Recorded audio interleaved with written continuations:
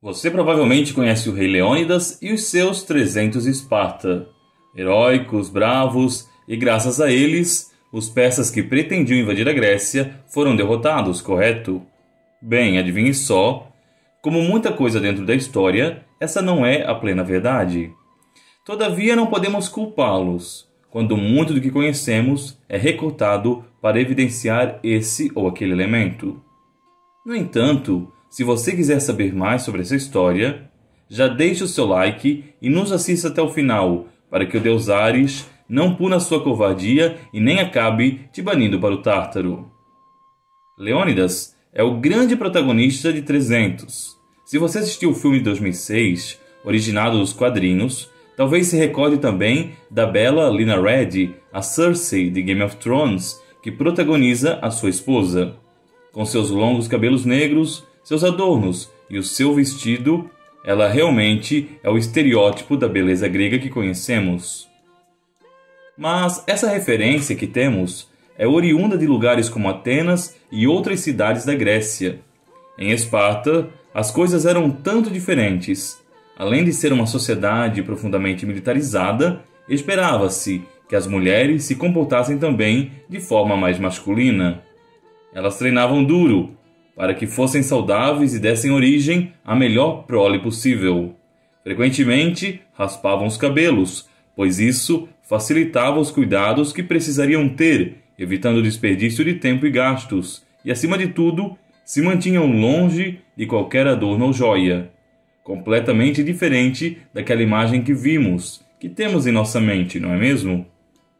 Mas isso era algo exigido por todo espartano, fosse homem ou mulher. Esperava-se que o seu povo crescesse humilde, desapegado de luxo e regalias e disposto a sacrificar-se pela cidade. Ao nascer, a criança espartana passava logo pelo seu primeiro desafio. O seu pai poderia decidir se ela viveria ou morreria, sendo que apenas os realmente saudáveis e fortes eram aceitos. Depois disso, o infante ainda passava por uma segunda sabatina por parte dos governantes da cidade, que só então davam aval definitivo para que ela pudesse sobreviver. Mas não ache que os gregos simplesmente matavam os mais fracos. Era um pouco pior. O método comum era jogar um recém-nascido de um penhasco, onde poderia se afogar na água ou abandoná-lo aos animais selvagens. Parece um retrato cruel e longe de qualquer romantismo, mas é somente a ponta do iceberg. O rapaz espartano ficava com sua mãe apenas até os 6 anos, quando era então retirado pelo governo para que fosse criado em conjunto com outros meninos de sua idade. Ali, ele passaria por treinamentos cruéis para que fosse fortalecido, que incluíam castigos severos, banhos gelados, além, evidentemente, de toda a prática marcial. Outro costume comum era o de obrigá-los a roubar comida nas cidades vizinhas, ao invés de alimentá-los para que aprendessem desde cedo os horrores e as manobras da guerra. O aprendiz espartano não era dono de nada nem de suas próprias roupas. Pertencia ao seu pequeno grupo, de 6 ou 7 colegas, que passariam o restante do serviço militar trabalhando juntos e que, por sua vez, ingressavam a um grupo maior, supervisionado por adultos. Mesmo depois de formados, os soldados espartanos continuavam vivendo na caserna, se alimentando de forma simples e bebendo apenas o suficiente para se sentirem confortáveis. A embriaguez, tanto em Esparta, como também em muitas outras civilizações, era vista com péssimos olhos. Se casado, o soldado procuraria sua esposa apenas em alguns momentos depois de anoitecer e logo voltaria para o seu quartel. Carícias e demonstrações de afeto, mesmo entre marido e mulher, eram mal vistos, pois considerava-se que isso poderia corromper o homem e torná-lo menos disposto a cumprir suas obrigações civis. Algo bem distante daquilo que vem à nossa memória, certamente. A sociedade espartana, como a conhecemos, não passava de um pequeno grupo de elite, os esparciatas, que viviam cercados por um número de escravos 10 vezes maiores, os ilotas. Para ser justo, escravo era, acredite, uma denominação um tanto lisonjeira para esse povo. Os ilotas faziam parte do Estado, podiam e eram mortos por qualquer razão e passavam por frequentes humilhações para evitar que se rebelassem. Historiadores antigos diziam que frequentemente o Ilota morria pelo simples fato de aparentar ser mais saudável ou feliz que os outros. Essa massa de cativos era responsável por grande parte dos serviços nos arredores da capital, desde a limpeza dos excrementos ao cuidado das fazendas. Além dos ilotas, haviam também os periecos, moradores livres de cidades vizinhas que, no entanto, estavam subordinados aos espartanos, deviam-lhe impostos e obediência em caso de guerras. Dentro da nobreza dos esparciatas, existiam alguns órgãos que balanceavam os poderes e que garantiam o governo. O primeiro desses era a Gerúsia, composta por 28 gerontes e 2 reis. Sim, Esparta era uma diarquia governada simultaneamente por 2 famílias reais.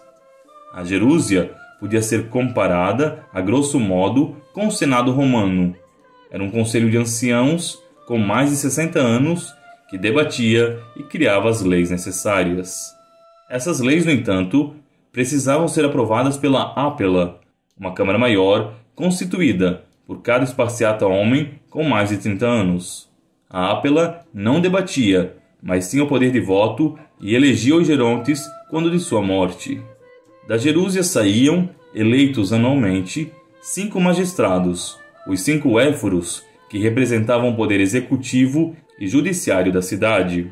Eles decidiam e deliberavam sobre muitas questões e, inclusive, podiam levar os próprios monarcas a julgamento. Ao fim, estavam os 2 reis. O sistema de diarquia, como é chamado, para se opor à monarquia, garantia que ambos os governantes tivessem igual poder. Em geral, era um poder muito mais simbólico que o dos éforos, que estavam acima dos monarcas. O rei exercia 2 papéis importantes. Ele, em geral, era o general do exército quando em guerra e também o responsável pelos sacrifícios sacerdotais aos deuses. Antes de cada batalha, era seu dever consultar os oráculos para garantir que tudo saísse conforme o pretendido. E é nesse ambiente que nasce Leônidas, que governou a cidade simultaneamente com Leotícidas. Leônidas era descendente da linhagem de Ágida. Conta-se que seu pai foi o único espartano bígamo. A mãe do rei era tida como infértil e os éforos exigiram que, para garantir a continuidade da dinastia, o monarca se divorciasse e casasse com outra. No entanto, ele contestou, dizendo que ela não havia cometido nenhum crime, de forma que um divórcio seria inaceitável diante dos deuses.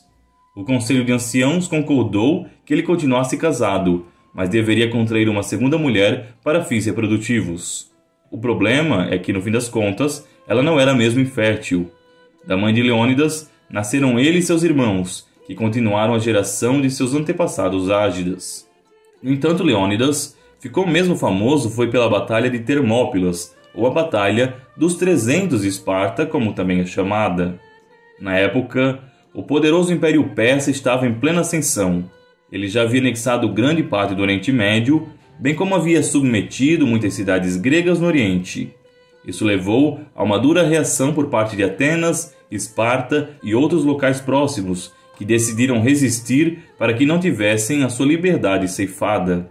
É preciso recordar que, para um grego, morrer era melhor do que perder a liberdade.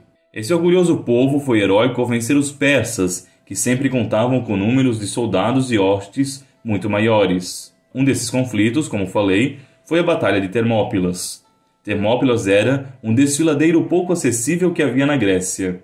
A inteligência de Leônidas consistiu em fazer com que Xerxes, imperador persa, o enfrentasse nesse exato ponto, onde o grande número de soldados inimigos era anulado pelo terreno estreito. Quando a batalha se iniciou, havia um grande problema. Estavam ocorrendo as Olimpíadas, evento esportivo e sagrado dedicado ao deus Zeus. Para muitos, interromper o evento significaria cometer sacrilégio. Assim, os gregos decidiram enviar um contingente de apenas 4.000 homens, incluindo 300 espartanos, sob o comando de Leônidas, que pudesse repelir os inimigos até a chegada de reforço. Isso daria a eles mais alguns dias para terminar a competição em paz e evitar, assim, a ira divina. Outros historiadores sugerem que, na verdade, os gregos estavam divididos e por isso não puderam reunir soldados suficientes. Seja como for, o fato é que Leônidas e seus homens puderam causar grande estrago entre os persas. Uma história conta que o mensageiro de Xerxes, pedindo para que eles se rendessem, teria dito que os persas possuíam tantos arqueiros que conseguiam tampar o sol com suas flechas, ao que o líder de Esparta teria respondido: melhor, assim combateremos na sombra. Os gregos estavam resistindo bravamente, destruindo uma boa quantidade dos soldados inimigos, até que Fialtes, um deles, traiu Leônidas e ajudou Xerxes a contornar o desfiladeiro. Quando amanheceu, o exército do rei de Esparta se viu surpreendido e cercado. Diante disso, e sabendo que a batalha estava perdida, ele ordenou que todos os gregos se rendessem para poupar recursos para uma futura batalha que novamente haveria de vir. Os soldados concordaram, excetuando-se os espartanos, que estavam proibidos por seu código de abandonar o conflito, bem como alguns poucos números de aliados de outras cidades. No entanto, esses aliados depois se renderam também, tendo apenas Leônidas e seus 300 lutado bravamente até a morte. A história foi eternizada, pois permitiu aos gregos ganharem tempo suficiente e vencerem os inimigos. Mais tarde, no entanto, a rivalidade entre essas mesmas cidades gregas seria causa de sua própria ruína. Mas isso, no entanto, já é motivo para outro vídeo. E para mais conteúdo como esse, acompanhe nossos vídeos aqui no canal. Até mais, se Deus quiser.